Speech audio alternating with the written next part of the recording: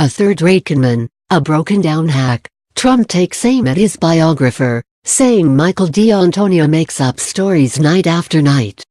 Donald Trump savaged former biographer Michael D'Antonio over Twitter on Thursday night after the author made unkind comments about him on CNN. D'Antonio spoke to Don Lemon after Trump yielded to Nancy Pelosi over finding an alternative venue for the State of the Union address, saying he would wait until the government shutdown was over before delivering it in the House.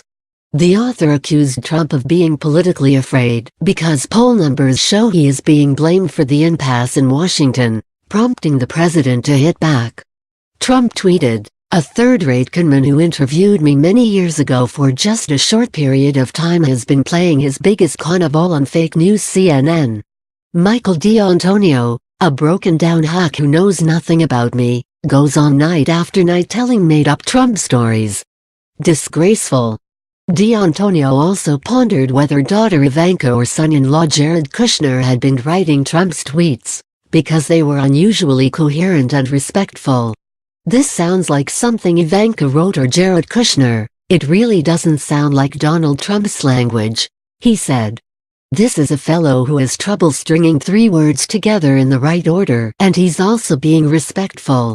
The tweets that D'Antonio was referring to came late on Wednesday, hours before two bills to reopen the government were shot down in the Senate. Trump wrote, "As the shutdown was going on, Nancy Pelosi asked me to give the State of the Union address. I agreed. She then changed her mind because of the shutdown, suggesting a later date. This is her prerogative. I will do the address when the shutdown is over.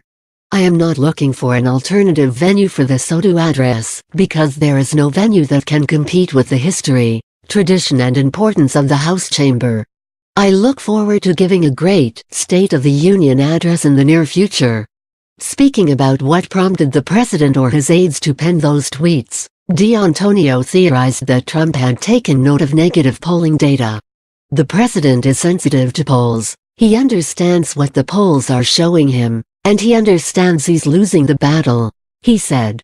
He later added, "Senate Republicans are probably telling him this is a disaster. He sees that people are suffering, that Americans are fed up with this.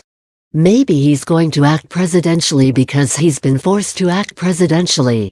The government shutdown began more than a month ago after President Trump vetoed a Senate-approved government spending bill because it did not include $5.7 billion for a wall he wants to build along the southern border. Since then he has been locked in a political stalemate with Democrats who have refused to hand over the money, arguing that a wall would do little to reduce crime or stop illegal migration, despite Trump's claims to the contrary. On Thursday night, two spending bills, one backed by the president and another by Democrats, were both shot down in the Senate. Trump's plan to reopen the government failed 50-47 and the Democrats' proposal failed 52-44, more yes votes that the president's bill netted. The bills had needed more than 60 votes to pass a filibuster. Trump has since suggested that he could reopen the government in return for a down payment on the wall, though has not said how much this would be. But Nancy Pelosi has already shot down that idea, calling it not a reasonable agreement. Meanwhile, CNN reported that Trump was preparing to declare a national emergency over migration at the southern border, along with $7 billion in emergency funds which could be used for the wall. Senior advisor Kellyanne Conway told DailyMail.com that Trump has the option of issuing such a proclamation, but he has not executed on